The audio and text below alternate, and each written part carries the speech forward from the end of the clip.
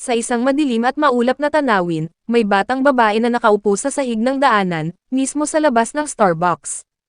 Hindi niya pinapansin ang mga nakapaligid na ingay at gawain habang iniisip kung paano niya mababago ang kanyang sarili, ngunit biglang may isang matangkad na lalaki ang lumapit sa kanya. Lumaki ang kanyang mga mata nang makita niya ito ng malinaw, isang lalaking may buhok na kulay blonde na nakasuot ng cap, at may hawak na bote ng lemon soda. Lumipat naman ang tanawin sa isang masikip na paaralan, kung saan ang mga estudyante ay nag-uusap tungkol sa kanilang mga klase at gawain sa paaralan. Ang batang may buhok na blonde na nagngangalang Kai, ay sikat sa kanyang mga kapwa-estudyante. Sinulyapan ni Ayumi ang bote sa kamay ni Kai, na iyon ang palaging dala nito. Habang sila'y nag-uusap tungkol sa mga inumin na may lemon, may grupo ng mga lalaki ang tumawag kay Kai, na nakakuha ng pansin ng karamihan.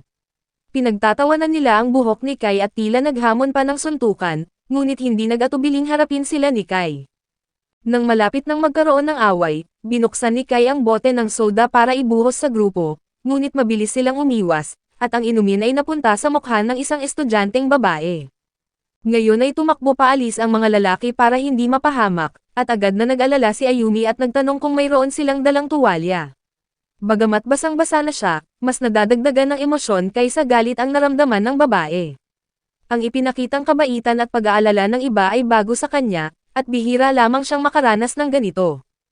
Nalilito siya at hindi alam ang gagawin, nanatili siyang nakatayo habang inaalalayan siya ni Ayumi at hinimok si Kai na humingi ng paumanhin. Ngayon ay humingi ng paumanhin si Kai, ngunit parang hindi ito totoo sa kanyang mga salita.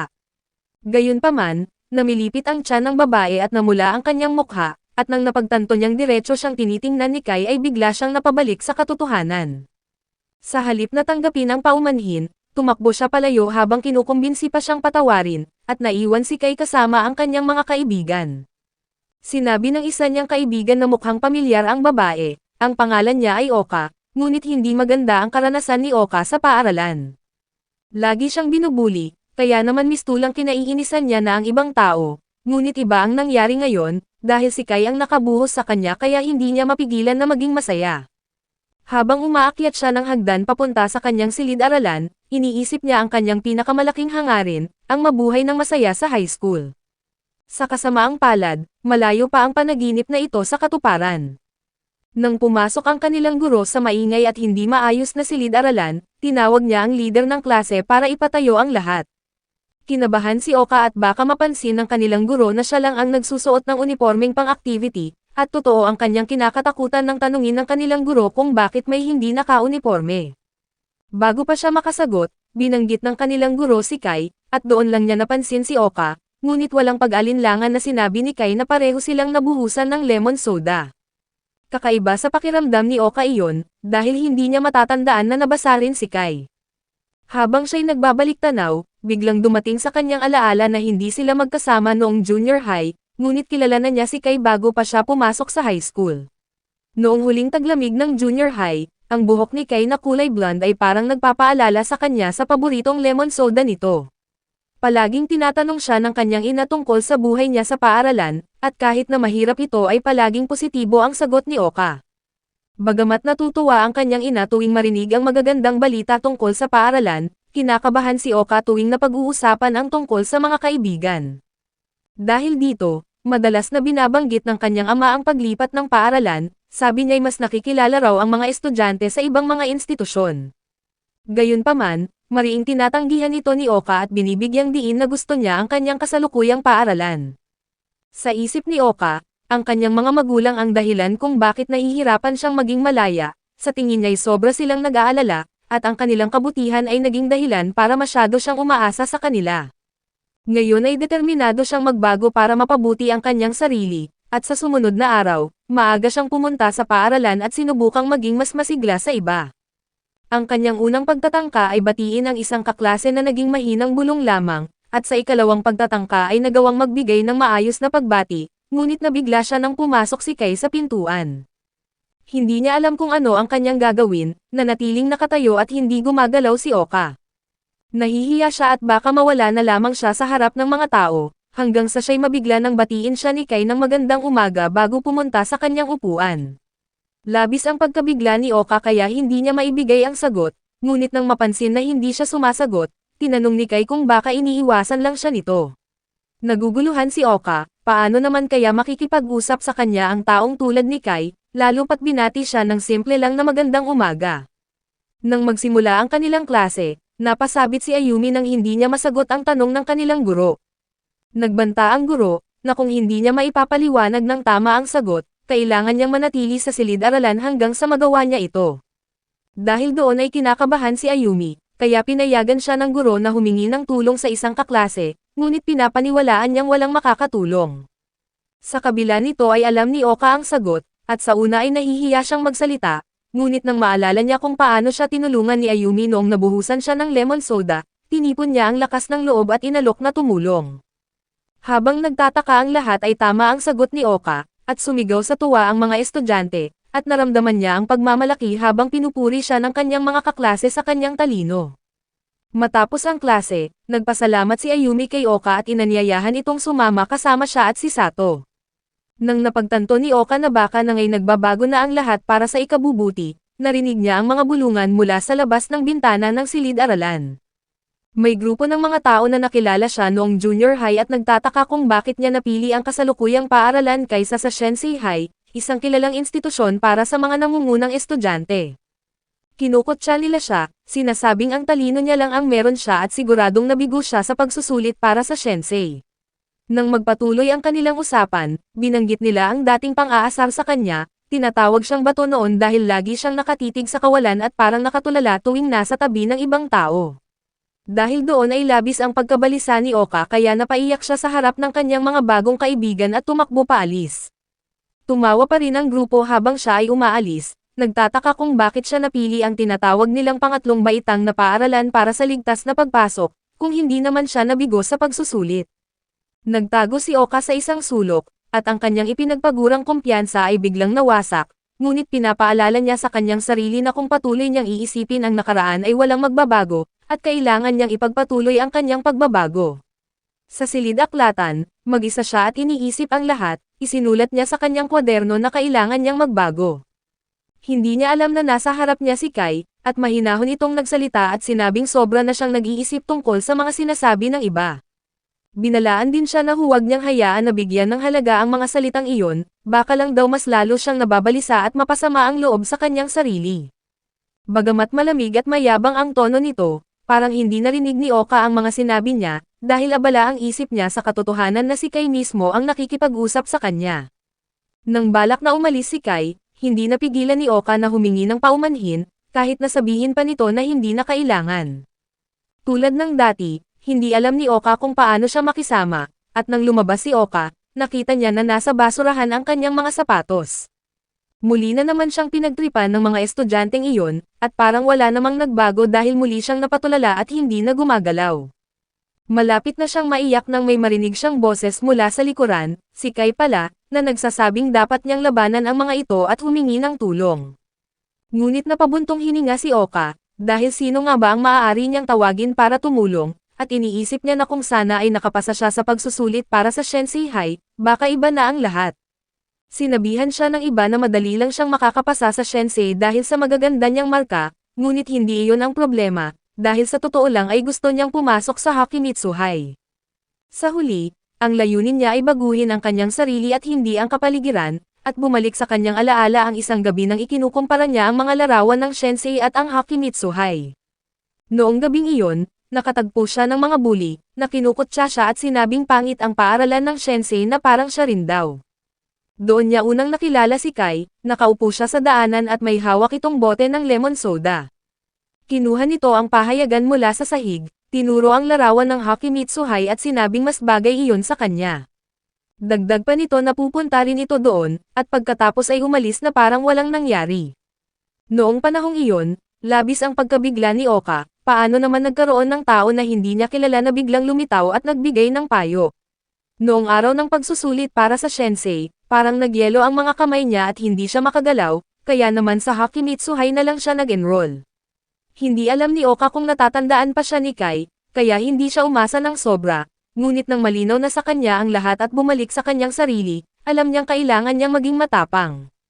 Pumunta siya sa isang vending machine at bumili ng lemon soda na katulad ng kay Kai, at habang naglalakad siya sa daanan ng paaralan, sinubukan na naman siyang asarin ng kanyang mga bullies, ngunit sa pagkakataong ito ay handa na siya.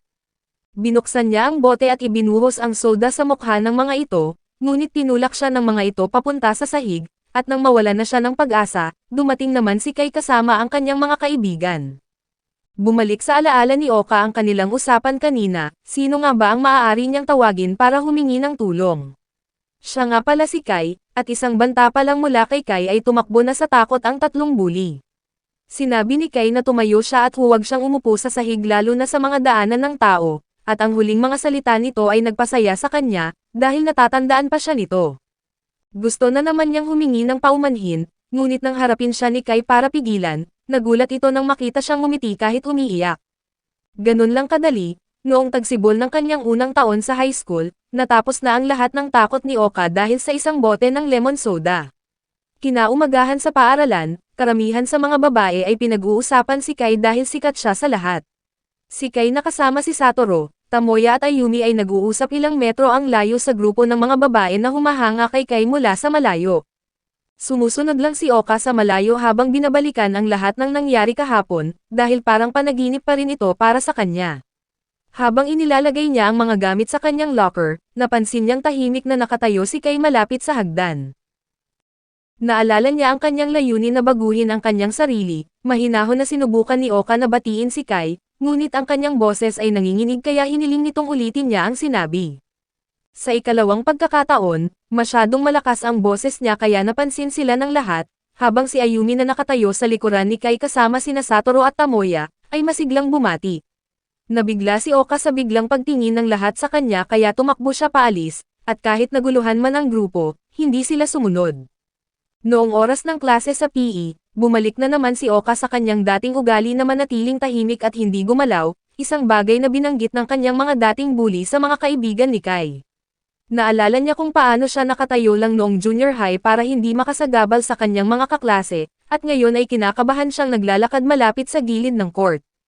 Gayunpaman ay napansin siya ni Kai at ng kanyang mga kaibigan, kaya ibinulong niya kay Ayumi ang isang plano, at kahit nag-alinlangan ay pumayag itong tumulong. Sa kanilang laro ng basketball, hawak ni Ayumi ang bola habang naghihintay ang kanyang mga kasamahan para ibigay ito, ngunit sa halip ay mabilis niyang itinapon ang bola kay Oka. Napuno ang gym ng mga bulungan at mga reaksyong nagulat, at sandali lang namang nanatiling walang galaw si Oka, ngunit sumigaw ng suporta si Ayumi at hinikayat siyang magpatuloy. Kinuha ni Oka ang bola gamit ang kanyang kamay at nag-shoot ng 3, at walang sino man sa gym ang inaasahan ito mula sa kanya, dahil kilala siya bilang isang estudyanteng masyadong kinakabahan para makilahok sa mga kaklase.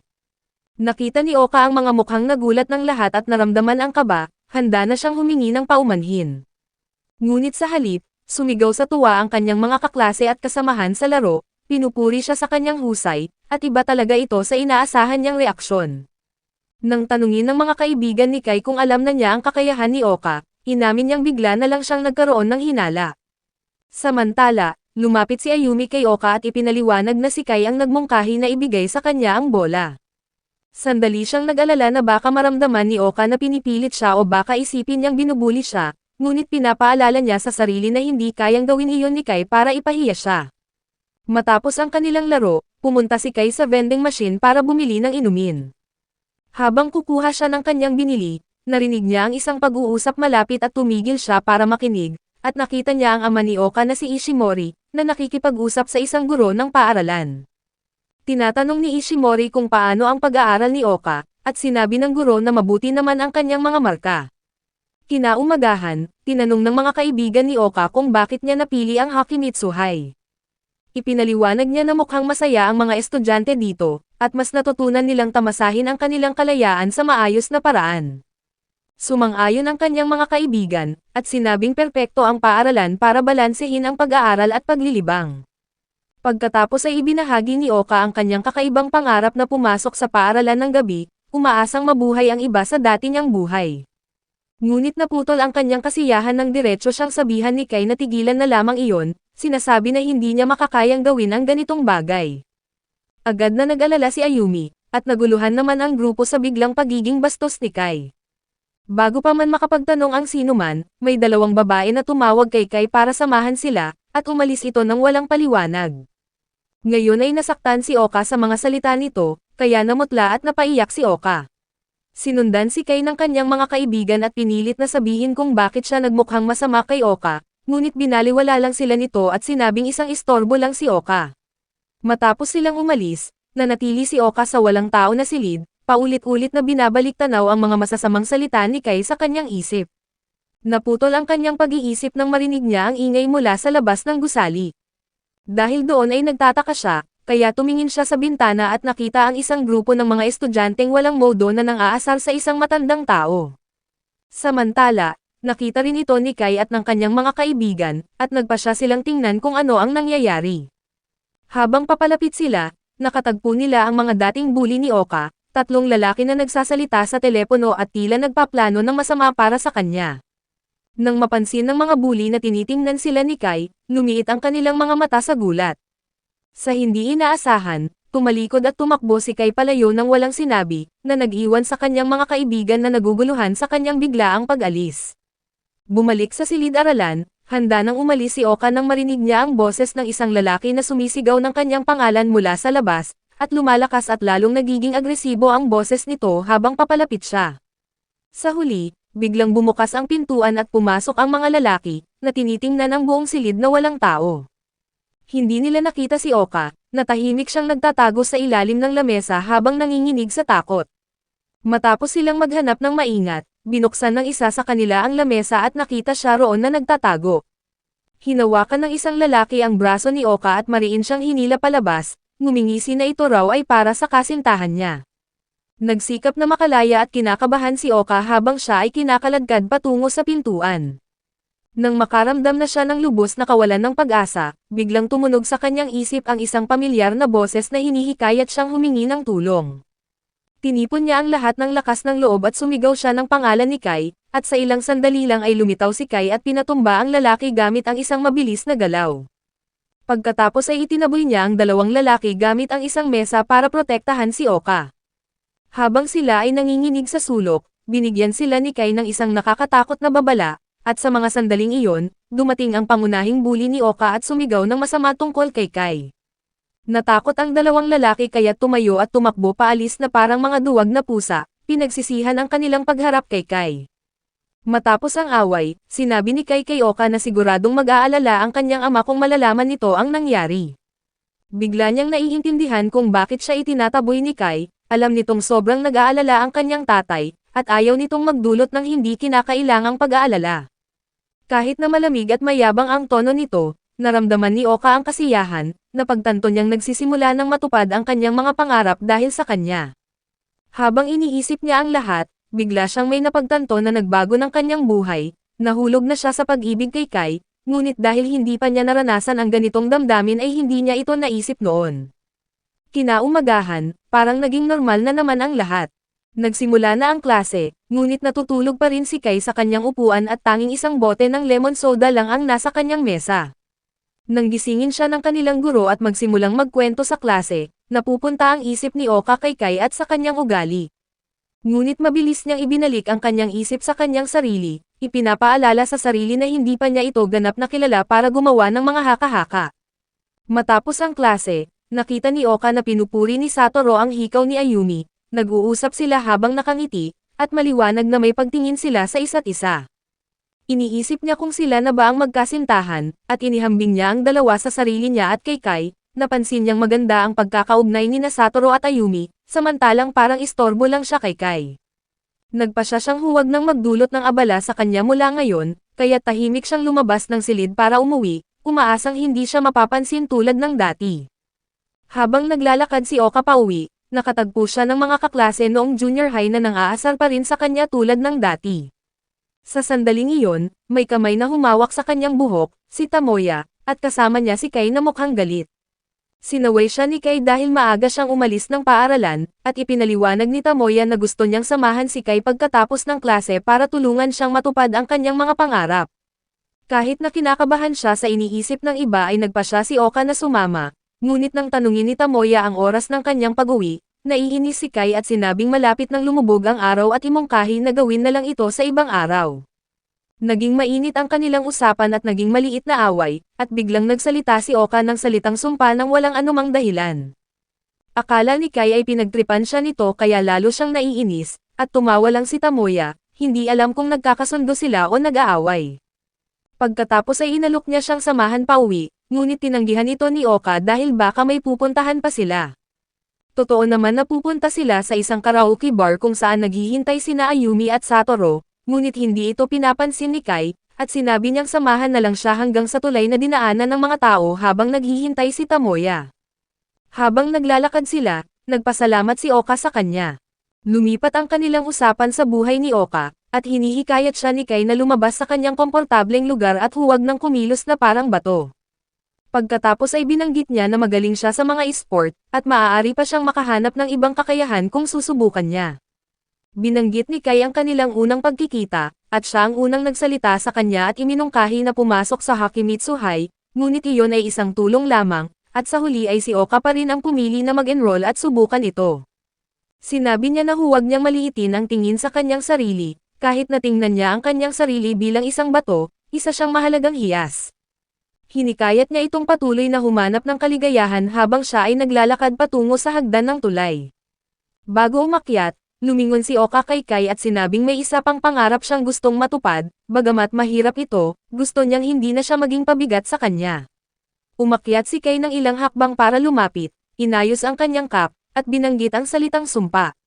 Inamin niyang hindi niya naiintindihan kung bakit siya nagsabi ng ganoon o ano ang ibig sabihin nito, ngunit tumawa muna bago tumalikod para umalis.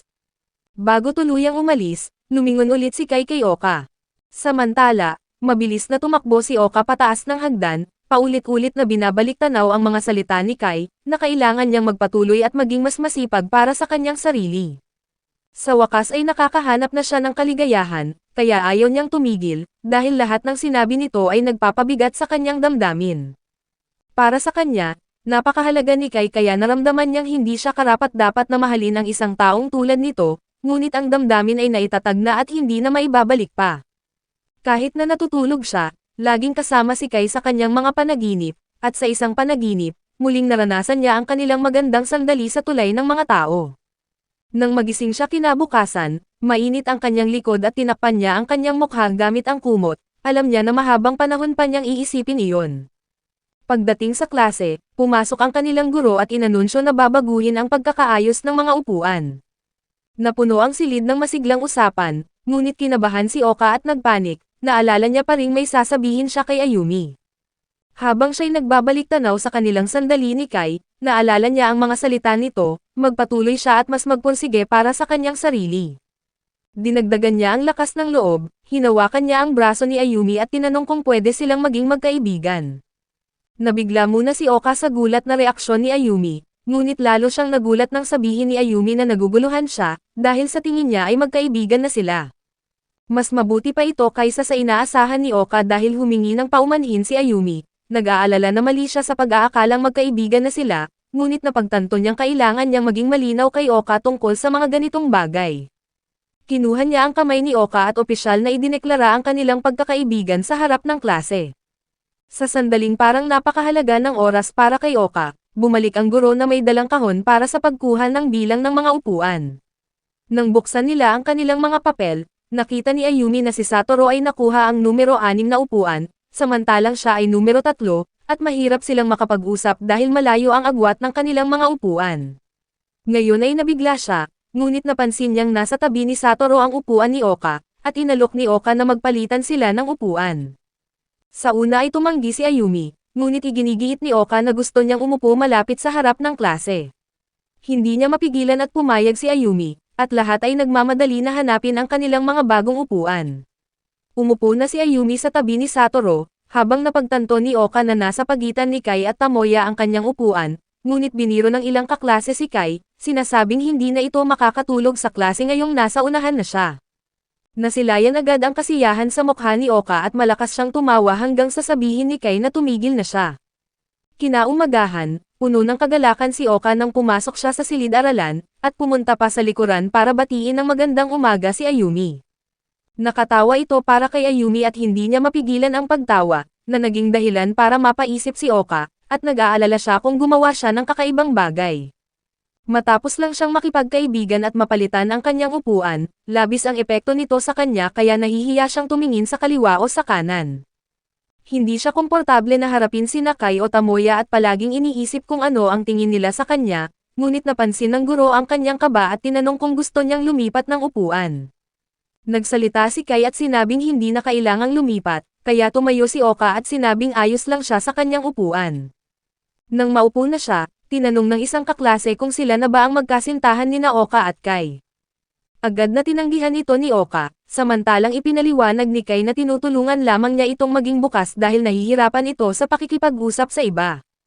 Sinabi ng isa pang kaklase na parang hindi gusto ni Kai si Oka, na nagdulot ito ng pagkaintriga kay Oka tungkol sa mga nakarelasyon ni Kai, dahil wala siyang alam tungkol sa mga taong gusto nito o kahit anong bagay tungkol sa kanya. Ngayong magkatabi na sila sa upuan, gusto niyang samantalahin ang pagkakataong makilala ito ng mabuti. Sa klase, napansin niya kung gaano ito maalalahanin, katulad ng pagsasalita nito sa guro para sa kanya para makuha niya ang kailangan, at bawat maliit na gawain nito ay nagpapasigaw ng kanyang damdamin. Habang siya ay nagmamasid, natuto siya ng mga maliit na bagay tungkol sa kanya, tulad ng pagiging maayos ng kanyang sulat, o kahit na nasa unahan ay natutulog pa rin ito sa klase. Isang araw, nagalit ang isang guro dahil sa pagtulog nito at sinubukang ihagis ang pambura sa kanya. Kahit na nakahiga ang ulo nito sa braso, nakuha pa ni Kai ang pambura gamit ang kanyang kamay.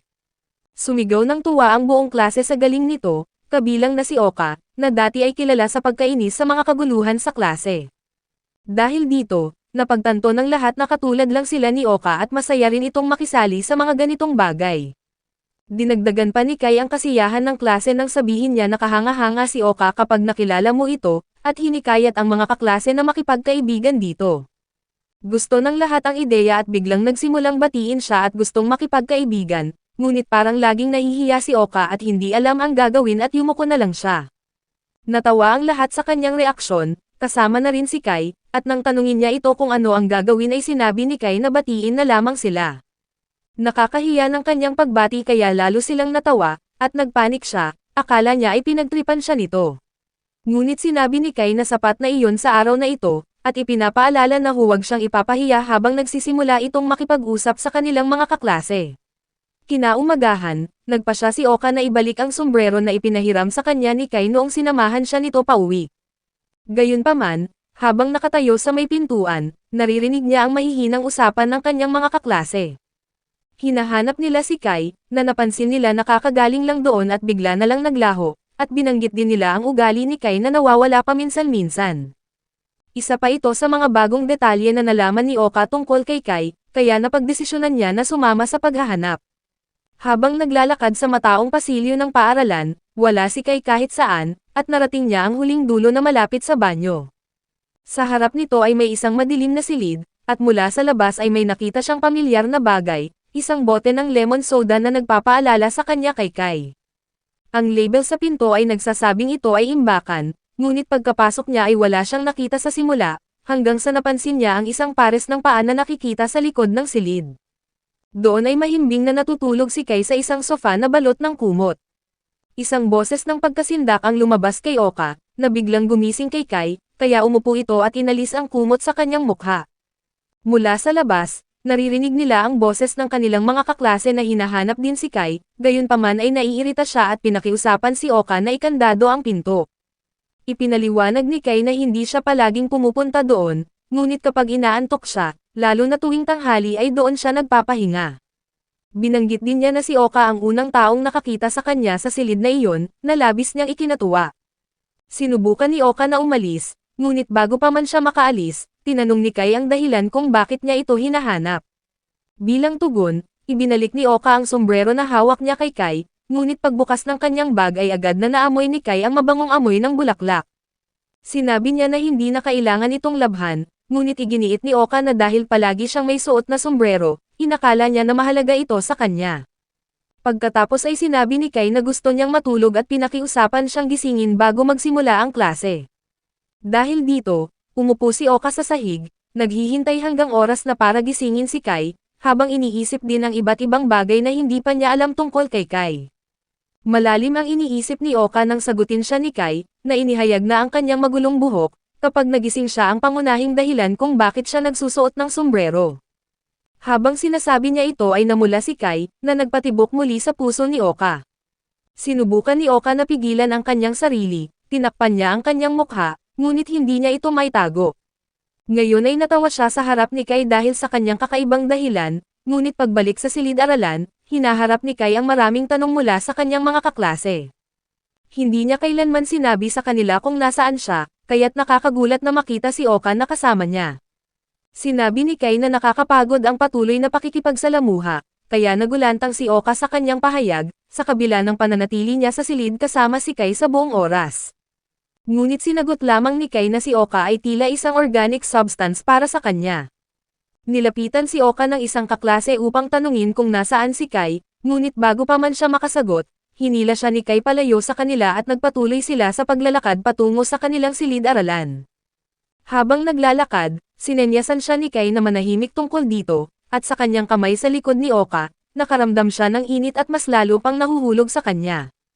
Sa ilang sandali ay isang school trip ang inorganisa upang salubungin ang mga bagong estudyante, at ito ay nakatakda ngayong araw, at si Oka ang sentro ng atensyon ng lahat dahil sa kanyang mabigat na backpack at sa katotohanang nakasuot siya ng gym clothes. Nilapitan siya ni Ayumi at pinuri ang kanyang itsura, at pinag-uusapan din ng mga estudyante ang pagkakahanay ng mga puno na nagpapamukhang puso sa langit.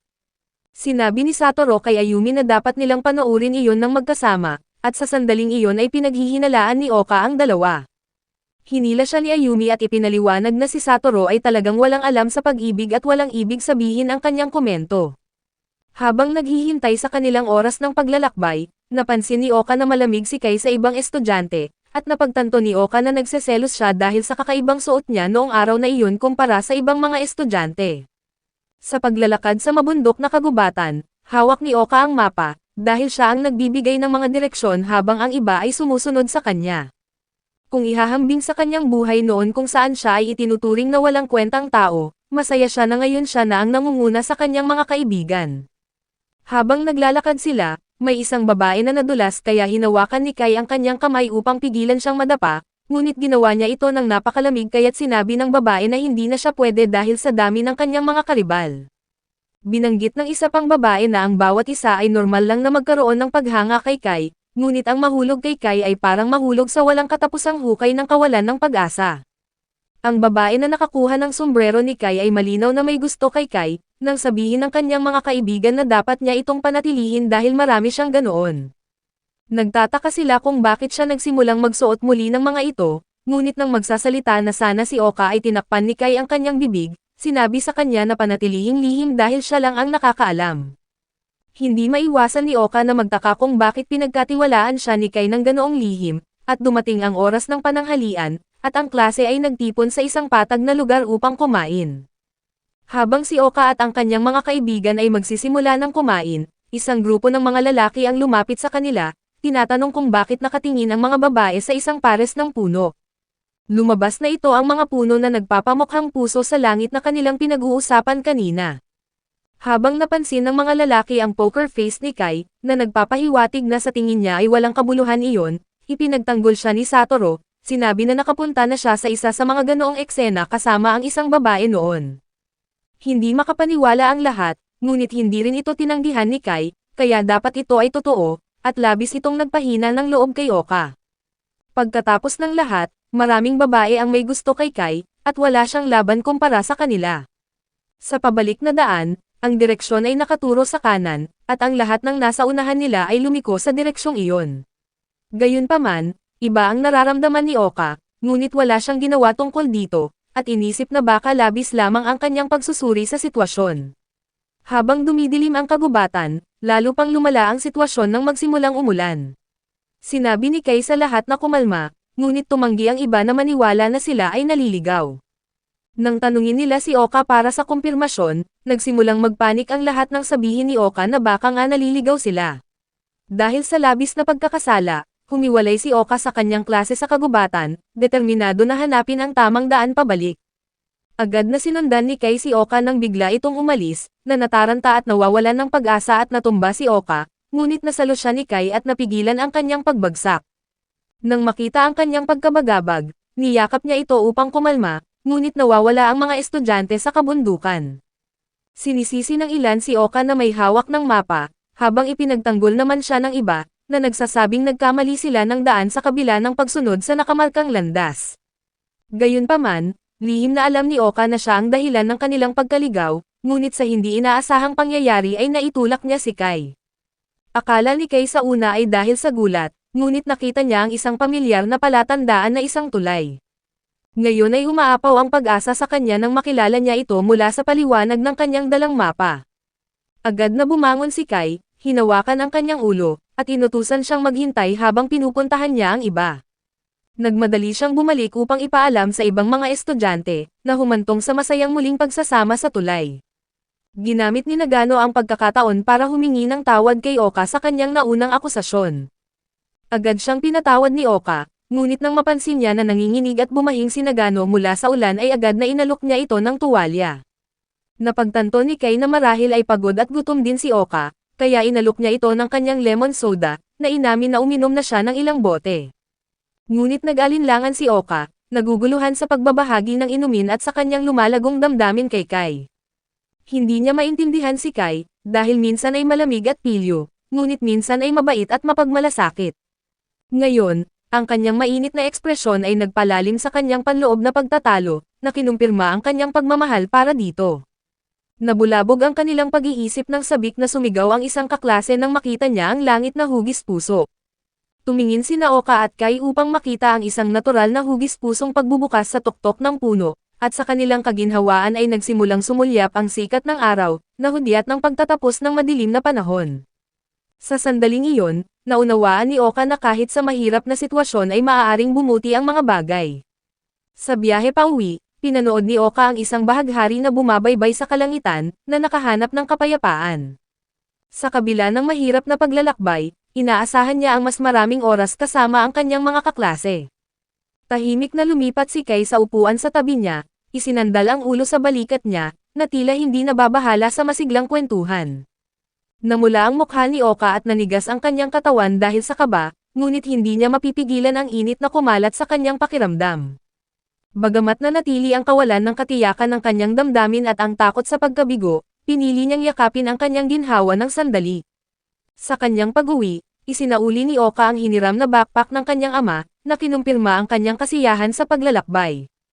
Kinabukasan, pagpasok sa silid-aralan ay huminto siya, ang kanyang mesa ay natatakpan ng maraming bagay, mga iba't ibang merienda at maliliit na regalo. Ang kanyang mga babaeng kaklase na nagtipon-tipon ay nagpasalamat sa kanya sa pagtiyak ng kanilang ligtas na pagbalik, at sa kanyang pangangalaga sa lahat ng tila walang pag-asang mga bagay. Si Oka na sandaling natigilan, ay nilamon ng pasasalamat. Natuklasan nila sa kanilang pagpapahinga sa ilalim ng tulay, na puno ng mahahalagang supply ang bag ni Oka, kabilang na ang mga merienda at iba pang mahahalagang bagay na dinala niya sa buong araw. Dumating si Kai at napansin ang mga regalo, at nagbiro na wala siyang dinala para sa kanya, ngunit para kay Oka, ang kanyang presensya ay mas makabuluhang regalo. Inilipat ang kanyang atensyon sa tawag ng isang kaklase sa isang litrato sa kanyang telepono. Ang langit na hugis puso mula sa kanilang biyahe ay nakakuha na ng mahigit 300 likes. Isang kaklase naman, si Euro, ang nagpakita ng litrato ng isang lalaking may itim na buhok at nakamamanghang gininto ang mata. Humanga ang mga kaklase, nagtataka kung sino siya, hanggang sa inihayag ni Euro na si Kai iyon noong high school, nang hindi pa siya pinapayagang magkulay ng buhok. Lumipat ang usapan sa mga nakaraang araw ng eskwela, na may mga plano na dalhin ang mga larawan noong graduation upang balikan ang mga alaala. Hindi inaasahang kasama si Oka sa kahilingan, at sabik ang iba na makita ang kanyang buhay noong high school. Isang bigla ang pagbabago sa kanyang kilos ang napansin ng mga kaibigan at maging ni Kai, na naramdaman ang kanyang pagkabalisa. Nang gabing iyon, hinanap ni Oka ang kanyang graduation album sa high school. Bago pumayag na ibahagi ito, pumasok sa kanyang isip ang mga alaala ng kanyang mahirap na unang araw sa high school, kung saan alam ng ilang kaklase ang kanyang nakaraan at hindi siya gusto ng iba. Nang makita ang album, nakaramdam siya ng halo-halong emosyon, dahil hindi niya ito kailanman binuksan mula nang matanggap niya. Bagamat bahagyang nag-aalala siya sa kanyang hitsura sa mga litrato, gumagaan ang kanyang loob habang binubuklat ang mga pahina. At dito na muna nagtatapos ang ating anime recap. Kung nag-enjoy ka ay huwag kalimutang mag-like, mag-subscribe at i-hit ang notification bell para lagi kang updated. Maraming salamat at kita-kits sa susunod na anime adventure.